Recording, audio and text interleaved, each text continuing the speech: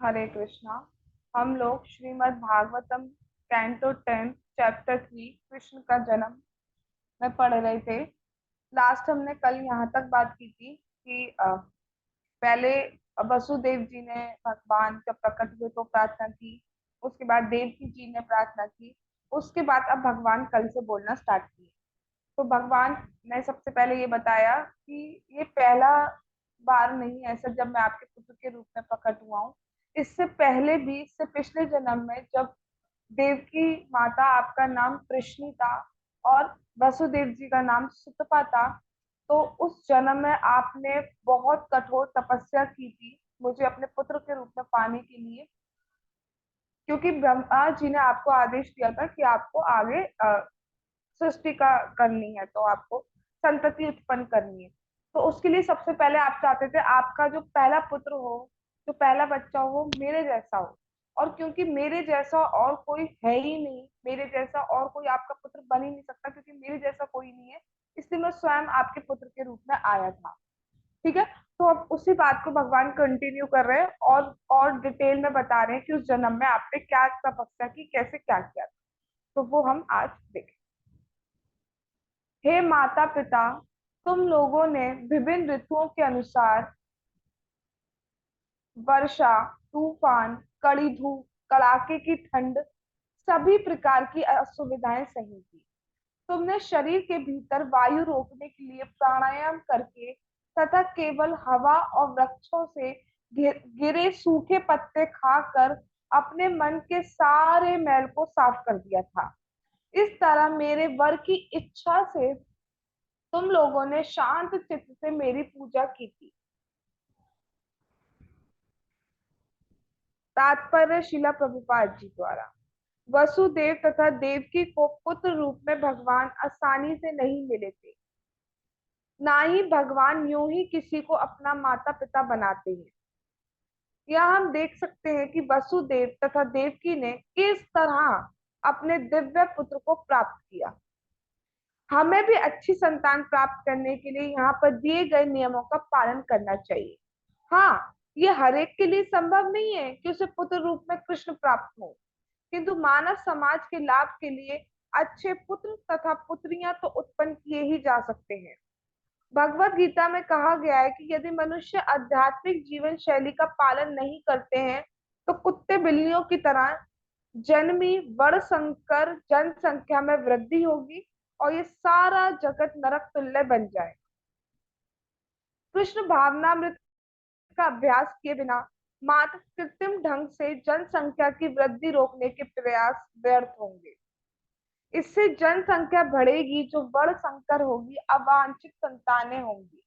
अतः लोगों को ये शिक्षा देना श्रेष्ठकर होगा कि किस तरह संयम पूर्वक संतानें उत्पन्न की जाए, ना कि कुत्ते बिल्लियों की तरह। मानव जी का जीवन शूकर या कुकर जैसा बनने के लिए नहीं है, अपितु तपो दिव्यम अर्थात दिव्य तप के लिए है। हर एक को तपस्या की शिक्षा दी जानी चाहिए। यद्यपि कृष्णी तथा सुतपा की तपस्या कर पाना तो संभव नहीं रह गया है, किंतु शास्त्र में सब तपस्या की सरलतम विधि बताई गई है, और वह है संकीर्तन आंदोलन। कृष्ण जैसी संतान पाने के लिए तपस्या करने की किसी से आशा नहीं की जा सकती, किंतु हरे कृष्ण महामंत्र के कीर्तन मात्र से कीर्तनाथ एवं कृष्णस्या वह इतना पवित्र बन सकता है कि जगत के सारे कलमश से मुक्त होकर मुक्त संगा भगवत धाम वापस जा सके, परम ब्रजे। अतः कृष्ण भावनामृत आंदोलन लोगों को सुख के कृत्रिम साधन अपनाने की शिक्षा नहीं देता, अपितु शास्त्र द्वारा संत सुख का असली मार्ग हरे कृष्ण मंत्र कीर्तन अपनाने और भौतिक जीवन में हर प्रकार से पूर्ण बनने की शिक्षा देता है। जगत गुरु श्रीला प्रभुपाद की जय। ठीक है। तो यहाँ क्या बता रहे हैं, यहाँ भगवान ये बता रहे हैं कि आपने बहुत तपस्या की थी।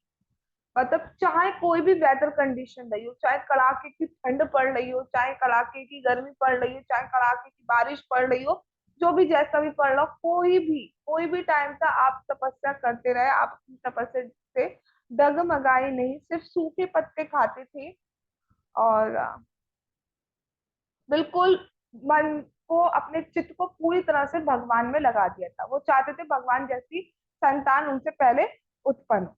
तो उसके लिए उन्होंने बहुत कठिन तपस्या की थी। और ये तपस्या सिर्फ एक जन्म की नहीं, मतलब जन्म में, मतलब क्योंकि पहले के टाइम पर जो था उसमें 10,000 साल तक उन्होंने तपस्या की थी। बहुत लंबा टाइम उन्होंने तपस्या की, तब भगवान उनसे प्रसन्न हुए और उनसे जो है, क्योंकि सतयुग की बात है ये, तो उनसे भगवान इतने प्रसन्न हुए कि तब पुत्र रूप में भगवान उनके आए।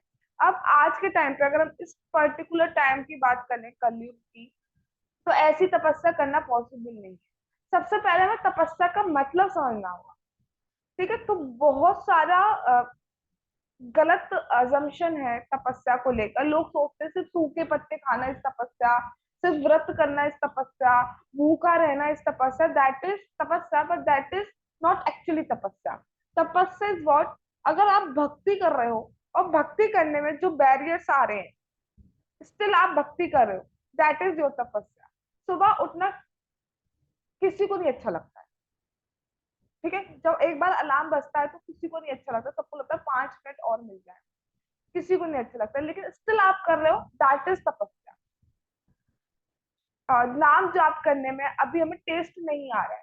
ठीक है, ऐसा नहीं हो रहा कि हमारे रोंगटे खड़े हो रहे हो, या जो लास्ट माला में जब हम बीट बैग रखते हैं अपना, तो हमें लगता हो कि क्यों रख रहे हैं, क्यों रख रहे हैं। ऐसा भी हमारे साथ कुछ नहीं हो रहा है, स्ट्रगल हम कर ही रहे हैं, हम सभी कर रहे हैं। ठीक है, तो लेकिन स्टिल हम कर रहे हैं नाम जाप, चाहे हमें टेस्ट आ रहा है या नहीं आ रहा है, या बीच बीच में सिर्फ झलक टाइप का टेस्ट आता है, फिर भी हम कर रहे हैं, दैट इज तपस्या। अच्छा ना लगते हुए भी हम कोई चीज कर रहे हैं, दैट मीन्स तपस्या। ठीक है, और ठंड लग रही है, ठंड में भी जाप किया जा रहा है, दैट इज तपस्या। रात को जन्माष्टमी में 12 बजे के बाद वो सोए, ठीक है, जैसे मतलब हमने मंदिरों में देखा, मंदिर में लोग 12 बजे के बाद पुजारी और जितने भी भक्त सोए, लेकिन स्टिल सुबह 4:30 की मंगल आरती में थे वो लोग, दैट इज तपस्या। ठीक है, तो सिर्फ सूखे पत्ते खाना ही तपस्या नहीं होती है। भक्ति करने में जो प्रॉब्लम्स आ रही हैं उसको आप बाईपास करके भक्ति कर रहे हो, दैट इज तपस्या। तो हम सब थोड़ी थोड़ी तपस्या अपने जीवन में कर रहे हैं। बहुत से लोग हमसे मना कर रहे हैं, हमारे रिलेटिव, बहुत सारी चीजों के लिए, कि ये क्यों कर रही हो, ये क्यों सुन रहे हो, ये खाना बंद क्यों कर दिया, ये क्यों कर दिया है, लेकिन हम कर रहे हैं, दैट इज तपस्या। ठीक है, तो तपस्या का मतलब क्या है कि भक्ति करने में जो भी प्रॉब्लम्स आ रही है, बैरियर्स आ रहे हैं, तो उसकी वजह से आप डगमगा नहीं रहे हो कि चलो आज छोड़ देते हैं, आज मेरी देह में दर्द हो रहा है तो आज छोड़ देते हैं। ऐसा नहीं कर रहे हैं, आज मेरे बाया, मतलब लेफ्ट फीट का जो छोटी फिंगर है उसमें एक दाना हो गया है, तो मैं आज जप नहीं कर सकता, ऐसा आप नहीं कर रहे हैं। तो कुछ भी हो जाए, लेकिन आप अपना जाप, अपनी भक्ति कंटिन्यू करते हैं, तो हम सब तपस्या कर रहे हैं। अब यहाँ पर एक बहुत ज्यादा इंपॉर्टेंट बात है कि ये जो विधि बताई गई है, सूखे पत्ते खाना, प्राणायाम करना, सांस को कंट्रोल करना और अष्टांग योग करना, ये हमारे लिए बहुत, मतलब बेसिकली बोला जाए तो नेक्स्ट टू इम्पॉसिबल हो गया है आज के टाइम पे, हम लोग नहीं कर सकते। मतलब चित्त लगाना, मन लगाना तो बहुत दूर की बात है, हम हरे कृष्ण महामंत्र हरे को ही सुनना है पहले, वो हम नहीं सुनने पाते हैं, तब हमारा माइंड इतना एजिटेट होने लगता है, आज ये करना है, वो करना है, कल उसने कह दिया, ये वो फलाना ढमकाना लगा रहता है। ठीक है, तो उसको करने में हमें इतना प्रॉब्लम हो रहा है, इतना स्ट्रगल करना पड़ा है, इतना कंटेमिनेशन की वजह से। और अगर हम ऐसे प्राणायाम, अष्टांग योग करने बैठ जाए तो हम बिल्कुल ही नहीं कर पाएंगे। बिल्कुल एकदम सीधे जेस्चर में ऐसे बैठो, नाक के बिल्कुल इधर आपकी नजर होनी चाहिए, ठीक है, इधर उधर देखना नहीं है, तो ये हमारे लिए नहीं हो पाएगा, राइट। तो लेकिन उसके लिए हमारी शास्त्र के अकॉर्डिंग क्या एक सरलतम विधि बताई गई है, संकीर्तन आंदोलन, भगवान कृष्ण के पवित्र नामों का जाप करना, कीर्तन करना, इस संकीर्तन आंदोलन। अब एक क्वेश्चन उठता है कि ये विधि जो है ये बहुत सरल है, तो क्या इसका अफेक्ट, जो रिजल्ट मिलना है वो उससे कम है? तो ऐसा बिल्कुल नहीं, इसका इफेक्ट सबसे ज्यादा है। भगवान का एक नाम आपके सारे पापों को काट देता है, एक नाम। अच्छा, तो फिर हमारे साथ ऐसा क्यों लग रहा है कि हमारे साथ इतना कुछ गलत हो रहा है? तो हम, एक तो हमारी अभी प्रवृत्ति जो है वो धीरे धीरे खत्म होती है। दूसरा चीज, भगवान एकदम से सब चीज दिखा देंगे तो लोग इसी को अडॉप्ट बहुत इजीली कर लेंगे अपने बिजनेस एक्सचेंज के लिए। ठीक है। और अनर्थ रहते हैं, पाप हमारे पूरे खत्म हो जाते हैं। तो बेसिकली ऐसा नहीं है कि विधि सरल है तो उसका अफेक्ट कम मिल रहा है, उसका रिजल्ट कम मिल रहा है, ऐसा नहीं है। विधि सरल है और रिजल्ट हाईएस्ट है। इसलिए ये जो है, ये बहुत ज्यादा फॉर्चून है जो हमें मिला है, बहुत ज्यादा फॉर्चुनेट है जो हमें हरे कृष्ण महामंत्र मंत्र मिला है। हरे कृष्णा कृष्ण कृष्णा हरे हरे, हरे राम राम राम हरे हरे। हमारे हरे कृष्ण महामंत्र में पहला वर्ड है हरे, लास्ट का वर्ड है हरे, और दोनों तरफ राधा रानी और बीच में हमारे राम कृष्ण, मतलब कृष्ण जी। ठीक है। तो राधा रानी से मंत्र शुरू होता है, राधा रानी पे मंत्र खत्म होता है। कई बार लोग कहते हैं आपके मंत्र पर राधे कहाँ है, तो हमारा मंत्र भाई राधे से ही शुरू होता है, राधे पे ही खत्म होता है। तो ये जो विधि है ये सबसे इजीएस्ट है और सबसे हाईएस्ट रिजल्ट गोलोक की प्राप्ति कराने वाली। गोलोक का प्राप्ति हरे कृष्ण महामंत्र से ही होती है।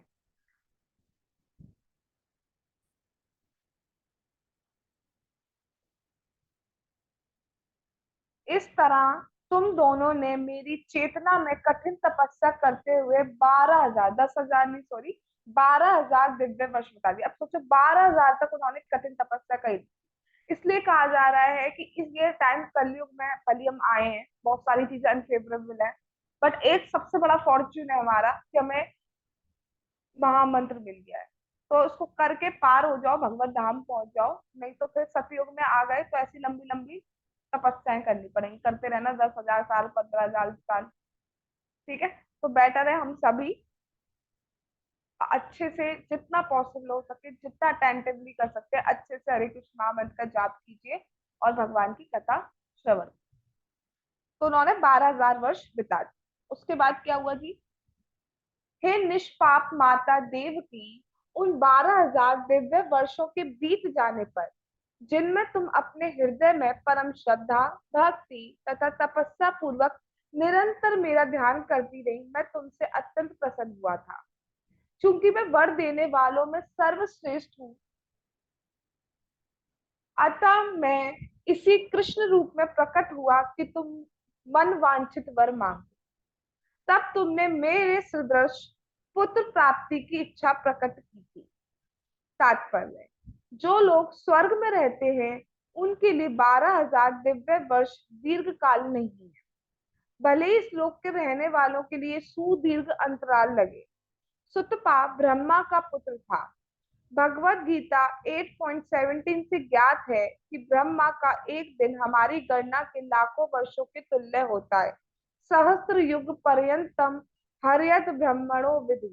हमें ध्यान रखना होगा कि कृष्ण जैसा पुत्र पाने के लिए कितनी महान तपस्या करनी होती है।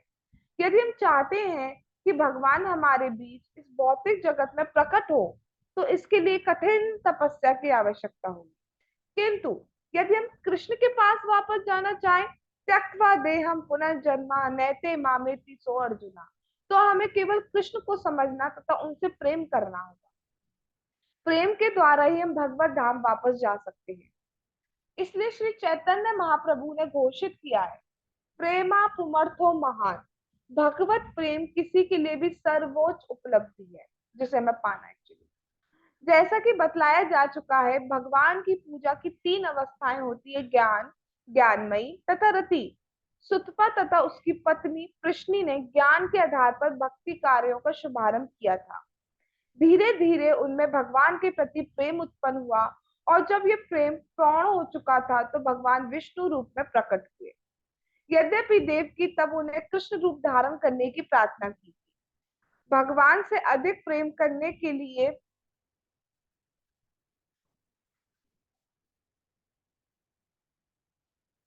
भगवान से अधिक प्रेम करने के लिए भगवान से अधिक प्रेम करने के लिए हमें कृष्ण या राम रूप में भगवान की कामना करनी चाहिए।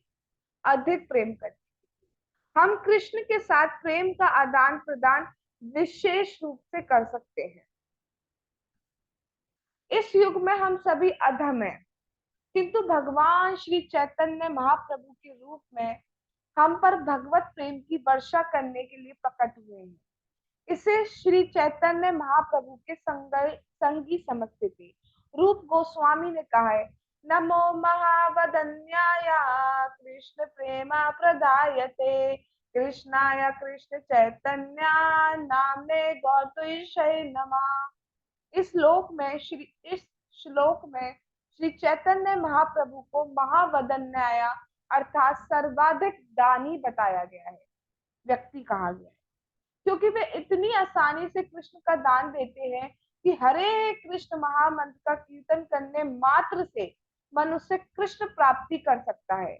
अतएव हमें श्री चैतन्य महाप्रभु द्वारा प्रदत्त वर का लाभ उठाना चाहिए, और जब हरे कृष्ण मंत्र का कीर्तन करने से हमारे सारे मैल से शुद्ध हो जाएं, चेतो दर्पण मार्जनम, तो हम बड़ी आसानी से समझ सकेंगे कि कृष्ण ही एकमात्र प्रेम के लक्ष्य हैं।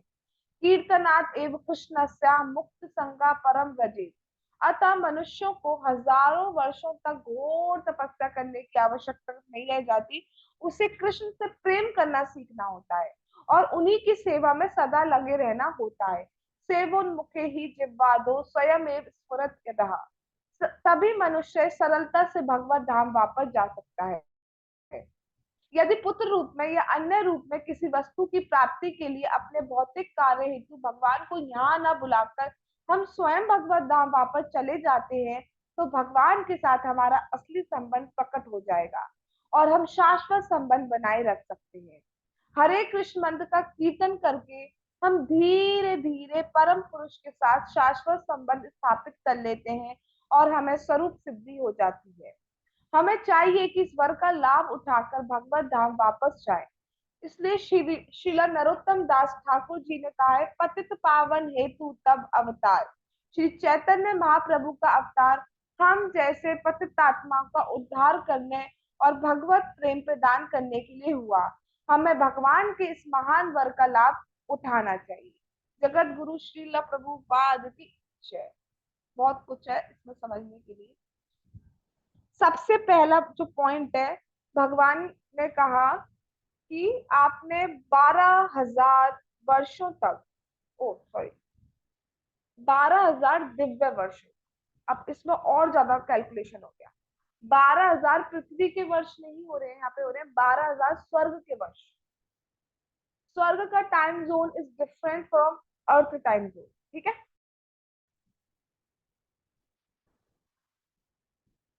जैसे ब्रह्मा जी का एक दिन बड़ा होता है, लाखों वर्ष आ जाते हैं उसमें, ठीक है। ऐसे स्वर्ग का जो दिन होता है वो ब्रह्मा जी से छोटा लेकिन पृथ्वी से बड़ा होता है।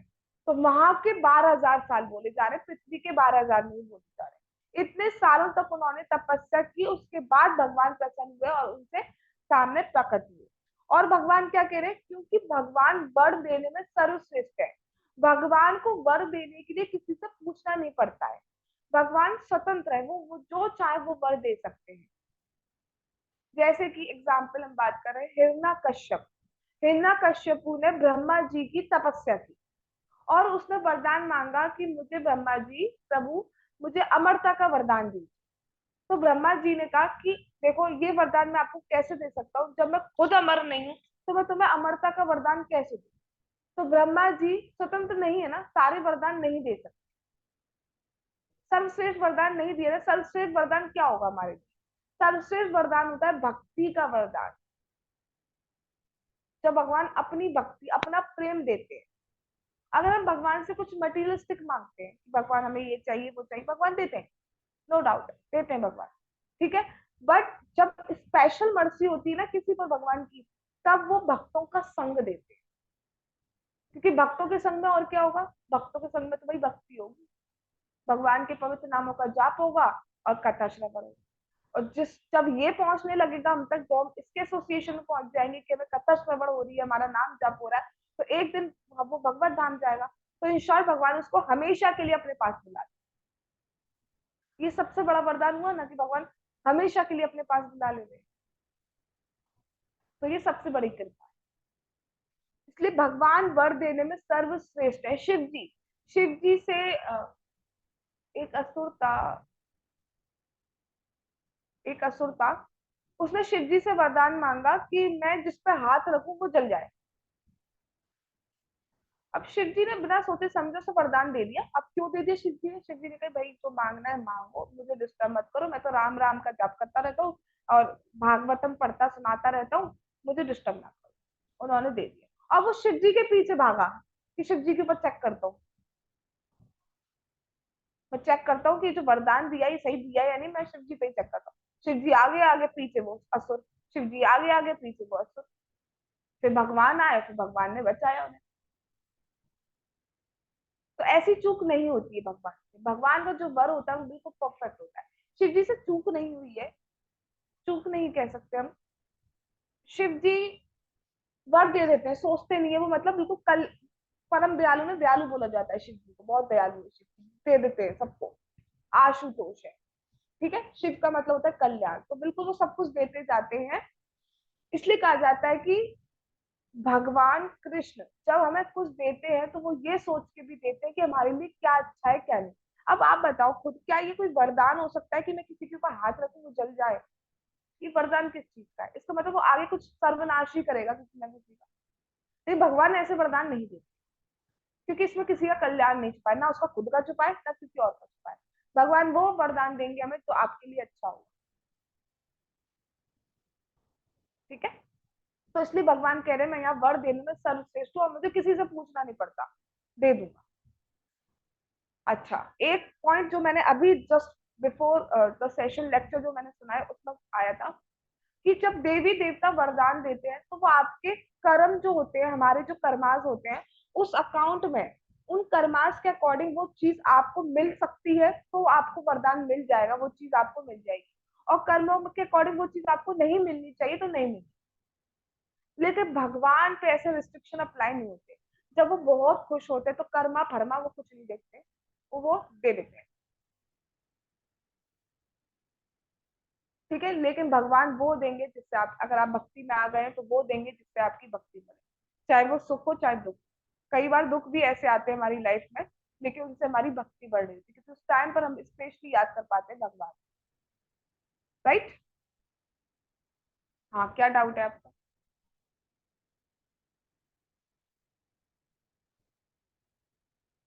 वो मेरे को याद आया था, वो आपने बोला ना असुर का नाम शायद भस्मासुर था। भस्मासुर, करेक्ट। भस्मासुरी था तो वो भस्म भस्म करना चाहता था, उसका नाम इसलिए भस्मासुर था। ठीक है, गुड। अच्छा, अब आगे क्या बात हो रही है? देखो, आगे ये बात हो रही है कि भगवान को अपने पुत्र के रूप में प्राप्त करना is not that much easy, बहुत इजी नहीं है कि आप इजीली भगवान को पुत्र रूप में प्राप्त कर लो। उसके लिए बहुत कठिन तपस्या करनी पड़े। तो क्यों ना हम खुद भगवत धाम चले जाए और इटर्नली भगवान के साथ रहे, हमेशा भगवान के साथ। That will be more good ना, दैट विल बी बेटर कि हम भगवान के पास शाश्वत के लिए, समय के लिए रहे, मतलब हमेशा के लिए, कभी हमें भगवान को छोड़ के कहीं नहीं जाना पड़ेगा। और वो कैसे प्राप्त होगा? भाई भगवान को पुत्र रूप प्राप्त करने के लिए तो हमें करनी पड़ रही है बहुत तपस्या। और भगवान के पास भगवत धाम जाना हमारे लिए सरल है, तो क्यों ना हम सरल विधि को अपनाएं। और वो सरल विधि क्या है? वो सरल विधि है जिससे भगवान को प्रसन्न किया जाए। अब भगवान को किससे प्रसन्न किया जाता है? तो ये तो भगवत गीता में भगवान ने खुद में बोल दिया है, मन मना भव मद भक्तो मद्याजी माम नमस्कुरु, पहला श्लोक। दूसरा, पहला तो भगवान बोलते हैं कुछ नहीं करना है आपको, मन मना, मेरे में मन लगाना है। मन के लिए क्या लगाना है? नाम का जाप करो, कथा श्रवण करो, अपने आप मन लगेगा। मद भक्तो, मेरे भक्त बनो। भक्त बनने के लिए क्या करना है? यही प्रोसेस फॉलो करना है, डेली सुनना है, डेली नाम जाप करना है। मध्याजी माम नमस्कुरु, मुझे नमस्कार करो, मेरी पूजा करो, इतना करना है। नमस्कार करना बहुत इंपॉर्टेंट है। कुछ लोग मंदिर में ऐसे आते हैं, ऐसे कैसे कैसे तुम्हें दिखाऊं, ऐसे आएंगे सब लोग। चलो आगे चलो, जैसे मतलब इंस्पेक्शन करने आए हैं भगवान, या भगवान को दिखाने आए हैं खुद जो भी हो, भगवान को नमस्कार करना चाहिए, ऐसा कहा गया है भागवतम में। जो भगवान को नमस्कार करता है, जब वो नमस्कार करके प्रणाम करके उठता है तो उसका शरीर वैसा नहीं रहता है, उसका शरीर चेंज हो चुका होता है, दिव्य बन चुका होता है। दिखता नहीं है बिकॉज वी आर कंटेमिनेट, दिखती तो हमें बहुत सारी चीजें नहीं, तो क्या होती नहीं है, दिखता तो हमें ही नहीं है, हमारी बॉडी के अंदर कितने सारे बैक्टीरियाज हैं वो भी नहीं दिख रहे हैं। फंगस लग जाती है बॉडी में, कैसे लग जाती है? ऐसे एग्जाम्पल इस टाइम नहीं लेने चाहिए, बट समझाऊं कैसे थे? ठीक है, तो वो हमारे बैक्टीरिया ही प्रसाद खा रहे हैं। ठीक है, तो यहाँ पे क्या बात हुई अ, कि की प्राप्ति के लिए तो हमें बहुत कठिन तपस्या करनी पड़ रही है, और क्यों ना हम भगवत धाम चले जाए। क्या बताओ क्या? ठीक है, थोड़ा सा आपको बस डिटर्मिनेशन चाहिए, थोड़ा सा एसोसिएशन कर लो, तो आप डेली नाम जप और डेली श्रवण कर लो। एसोसिएशन गया तो गया, आपको लगेगा नहीं। कभी कभी लोग सोचते हैं कि हम खुद कर सकते हैं, बट नहीं, वो इंटेंसिटी नहीं रही, डाउन होते जाओगे धीरे धीरे धीरे धीरे धीरे। तो एसोसिएशन करते रहो। क्या कठिन तपस्या, क्या हमारी जीभ काटी जा रही है, हमारा धन, हमारा खजाने जो भरे हुए हैं घरों में अगर है, वो छीने जा रहे हैं? क्या हो रहा है? सूखे पत्ते खाने के लिए कहा जा रहा है। राजा रानी तो कल 12 बजे तक का फास्ट रखवा रही, कुछ भी नहीं करवा रही। एकादशी में हम बहुत फास्ट रखते, क्या रख रहे? सूतू सूतू सब खा रहे हैं। पहले में 64 राउंड कंपल्सरी था, प्रभुपाद जी ने 16 राउंड कर दिए। What a big deal. 2 घंटे तो हमारे ऐसे निकल जाते बातों में, उल्टी सीधी चीज नहीं हो, नहीं हो। ठीक है, जितने भी कर रहे हैं एटलीस्ट एक्सेप्ट तो किया, उसको मत छोड़ो। एक कर रहे हो, दो कर रहे हो, तीन कर रहे हो, जितनी भी कर रहे हो करो, उसको मत छोड़ो। बाद में कथा सुनते सुनते अपने आप से आपको आएगा कि मैं एक राउंड और, उसको नहीं छोड़ना है। चाहे आप एक राउंड भी करो, उसको अच्छे से करो, सुनते हुए अटेंटिव। राइट, क्योंकि भगवान का तो एक पवित्र नाम भी सब करने वाला। अच्छा, तो बात हुई कृष्ण को प्रसन्न करना है, और कृष्ण को प्रसन्न कैसे करना था, जो अभी मैंने श्लोक बोला, मन मना भगवतो। और दूसरा, भगवान प्रसन्न होते हैं जब मेरा ज्ञान दूसरों को दिया जाता है। मतलब भगवान कहते हैं जब मेरा ज्ञान दूसरों को बताया जाता है, तब मैं उससे ज्यादा प्रसन्न मैं किसी से नहीं होता हूँ, उससे ज्यादा प्रिय मुझे कोई नहीं है, ये भगवान ने कहा है। अब भगवान का ज्ञान क्या देना है? भगवान के नाम को दूसरे को दीजिए, मतलब हरे कृष्ण महामंत्र को दूसरे को बताइए। भगवान का जो आप समझते हो लेक्चर में, वो दूसरों को बताओ। बहुत से होंगे एक्सेप्ट करेंगे आपका, बहुत से नहीं करेंगे, कोई फर्क नहीं पड़ता, आप अपनी तरफ से बताइए। यहाँ पे एक बच्चा आ रहा था, मैं तब भी लेक्चर ले रही थी। यहाँ पे आज 5-6 बच्चे हैं, मैं तब भी लेक्चर, उससे कोई फर्क नहीं पड़ता। भगवान ने ये नहीं लिखा था, तो गीता का श्लोक लिखा है भगवान ने कि जो मेरा ज्ञान दूसरों को देता है वो मुझे सबसे अच्छा पसंद है। लेकिन भगवान ने ये नहीं लिखा है कि 1 को देता है, 10 को देता है, 15 को देता है, 100 को देता है, ऐसा कुछ नहीं लिखा है। तो बता, 1 को भी देता है तो भगवान बहुत प्रसन्न। तो ये हमें करना चाहिए। आप सब लोग कर रहे हैं ऑलरेडी, यहाँ पे आना ही ऑलरेडी प्रचार हो गया। कैसे? आप कैसे प्रचार कर रहे हैं? अगर आप लोग नहीं आते तो ये सेशन नहीं होता, ये सेशन नहीं होता तो यूट्यूब पे नहीं जाता, तो यूट्यूब पे 2-4 जो एक्स्ट्रा लोग अगर सुन रहे हैं या सुनेंगे फ्यूचर, अगर मान के चलो एक भी अगर एक्स्ट्रा सुन रहा है, तो प्रचार कैसे होगा? तो यू आर ऑल्सो कॉन्ट्रीब्यूट। और ऐसा कहा गया है, किसी भी कार्य को करने वाला, उसमें पार्टिसिपेट करने वाला, सबको इक्वल पार्ट मिलता है। जैसे फॉर एग्जाम्पल, नॉन वेज की कंपनी है, नॉन वेज किसी को खाना है, तो उस नॉन वेज को लाने वाला, बनाने वाला, ट्रांसपोर्ट करने वाला, काटने वाला, सबको इक्वली जो है 1/6 करके, ऐसा करके सबको कंट्रीब्यूशन देना पड़ेगा, पाप पड़ेगा। तो अच्छे काम के लिए भी है। अगर हम प्रचार कर रहे हैं, हर कोई बोल नहीं सकता, हर कोई एक्सप्लेनेशन नहीं दे सकता।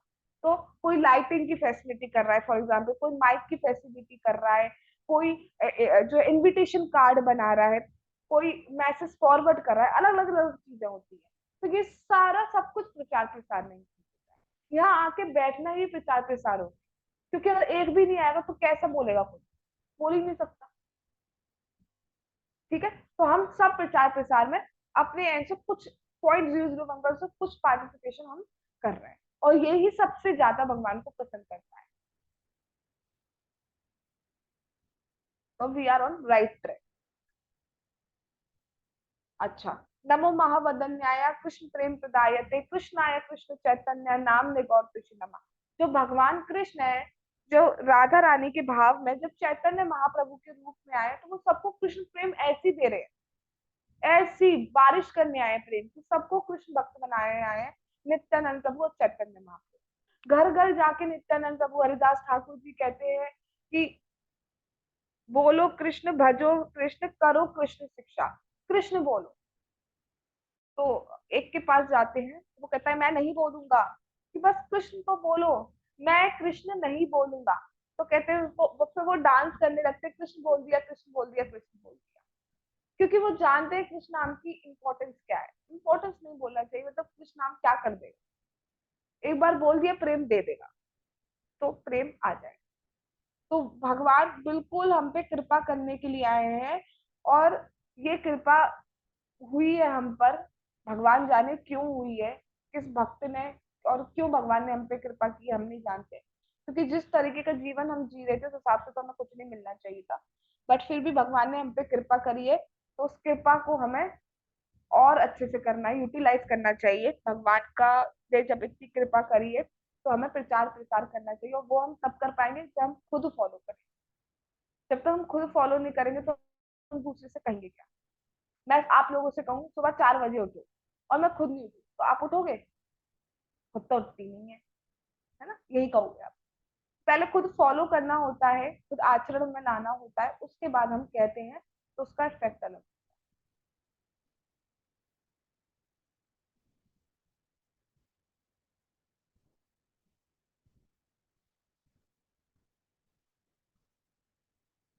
पति पत्नी रूप में संतानहीन होने से आप लोग विषय जीवन के प्रति अति आकृष्ट हुए, क्योंकि देव माया के प्रभाव अर्थात दिव्य प्रेम से तुम लोग मुझे अपने पुत्र के रूप में प्राप्त करना चाह रहे थे। इसलिए तुम लोगों ने जगत से कभी मुक्त होना नहीं चाहा।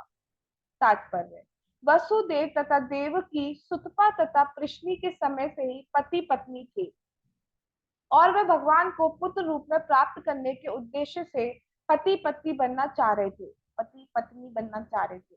यह अनुरक्ति देव माया के प्रभाव से उत्पन्न हुई। कृष्ण से पुत्र रूप में प्रेम करना वैदिक सिद्धांत है। वसुदेव तथा देवकी ने कृष्ण को पुत्र रूप में पाने के अतिरिक्त कुछ भी नहीं चाहा। फिर भी इस उद्देश्य के लिए भोग विलास करने के लिए वे सामान्य ग्रस्त बने रहना चाहते थे। यद्यपि यह आध्यात्मिक शक्ति का विनिमय था, किंतु उनकी इच्छा ग्रस्त जीवन में काम वासना के प्रति अनुरक्ति जैसी थी। जो व्यक्ति भगवत धाम जाना चाहता है उसे ऐसी इच्छाएं त्याग देनी चाहिए। ऐसा तभी संभव है जब वह भगवान के प्रति प्रगाढ़ प्रेम उत्पन्न कर ले। श्री चैतन्य महाप्रभु ने कहा है, निष्किंचन से भगवत जनोन्मुख से पारम परम जिगमिषोद्भव सागर से। चैतन्य चरितामृत 11.8। जो भगवत धाम वापस जाना चाहता है उसे निष्किंचन अर्थात समस्त भौतिक इच्छाओं से मुक्त होना चाहिए। इसलिए ये चाहने के बदले कि भगवान यहाँ आकर उसके पुत्र बने, उसे समस्त भौतिक इच्छाओं से मुक्त हो जाने की अभिलाषा करनी चाहिए, अन्य अभिलाषिता शून्य, और भगवत धाम जाना चाहिए। श्री चैतन्य महाप्रभु ने शिक्षा अष्टकम में हमें शिक्षा दी है, ना धनम ना जनम ना सुंदरिम कवितां वा जगदीश कामये, मम जन्मनि जन्मनीश्वरे भवताद् भक्तिर्हेतुकी त्वयि। हे सर्वशक्तिमान, मैं तो ना धन एकत्र करना चाहता हूँ, ना सुंदर स्त्रियां चाहता हूँ, ना ही अनेक अनुयायी चाहता हूँ। मैं तो जन्म जन्मांतर आपकी केवल अहेतु की भक्ति चाहता हूँ। मनुष्य को चाहिए कि वे भौतिकता से रंजित इच्छाओं को पूरी करने के लिए भगवान से याचना ना करे। जगत गुरु शीला प्रभुपाद। तो यहाँ ये बताया जा रहा है कि जो देवकी जी और वसुदेव जी हैं वो पहले जन्म में भी पति पत्नी थे, जिसमें उनका नाम था प्रश्नि और सुतपा। ठीक है। तो ऑल दो वो भगवान को पुत्र के रूप में प्राप्त करना चाहते थे, और इसके लिए उन्होंने सब कुछ त्याग दिया था बेसिकली। वो इसलिए ही शादी में के बंधन में ये बोला जाए या पति पत्नी बनकर रह रहे थे, क्योंकि वो भगवान को पुत्र रूप में प्राप्त करना चाहते हैं। तो अगर हम भगवान को प्राप्त करना चाहते हैं, अगर हम भगवान के धाम वापस जाना चाहते हैं, तो हमें जो मटीरियलिस्टिक डिजायर्स हैं उनको छोड़ना होगा। ठीक है। हमें भगवान भगवान के प्रति इच्छा, बहुत ज्यादा हमारी इच्छा होनी चाहिए कि हमें भगवान के पास वापस जाना है। अहेतु की भक्ति करनी चाहिए। अहेतु का मतलब जिसका कोई हेतु नहीं है, जिसके पीछे कोई और इंटेंशन नहीं है। हमने पहले भी बात की, हम भक्ति क्यों कर रहे हैं? क्या हम धन के लिए भक्ति कर रहे हैं? क्या हम लड़के लड़की मिल जाए, हमें अच्छा पति मिल जाए, अच्छी पत्नी मिल जाए, उसके लिए भक्ति कर रहे हैं? क्या हमारा बहुत फेमस हो जाए उसके लिए भक्ति कर रहे हैं? क्या हम अपने फॉलोअर्स बनाने के लिए भक्ति कर रहे हैं? ना जी ना। हम भक्ति कर रहे हैं भगवत प्रेम प्राप्ति की। हमें वो प्रेम चाहिए जो हमारे पास नहीं है, जो ढक गया है बट ढक गया है। उसको हम प्रकट करना चाहते हैं कि भगवान को जब हम देखें तो हमारे रोंगटे खड़े हो, हमें रोना आए, हम दूर नहीं रह पाए। अभी ऐसा नहीं रहा, दूर रह रहे ना, हाँ सो रहे हैं, ऑल्टर में सो रहे हैं, ऐसा नहीं होना चाहिए। ठीक है, वो इंटेंसिटी हमें चाहिए। और वो कैसे आएगी? भक्ति करने से आएगी। भक्ति कैसे प्राप्त होगी? भक्ति और किसी तरीके से प्राप्त नहीं होती, भक्ति भक्ति करने से ही प्राप्त होती है। कोई पूछे मुझे नाम जाप में टेस्ट कैसे आएगा, तो नाम जाप में आपको टेस्ट नाम जाप करते ही आएगा। कथा समझ में नहीं आती है स्टार्टिंग में, नई नई, किसी को भी नहीं आती, हमें भी नहीं आती, बट आने कैसी लगी? सुनते सुनते ही आने लगी। तो भक्ति आएगी कैसे? भक्ति करते करते। और भक्ति बढ़ते करते क्या होगा? हम भगवत धाम वापस जाएंगे। हरे कृष्ण। जगत गुरु शीला प्रभुपाद की जय। ग्रंथ राज श्रीमद् भागवतम की जय। श्री श्री गौर निताई की जय। श्री श्री कृष्ण बलराम की जय। श्री श्री राधा श्याम सुंदर ललिता विशाखा देवी की जय। श्री वृंदावन धाम की जय। शीला प्रभुपाद की जय। निताई गौर प्रेमानंदे। हरि हरि बोल। हरे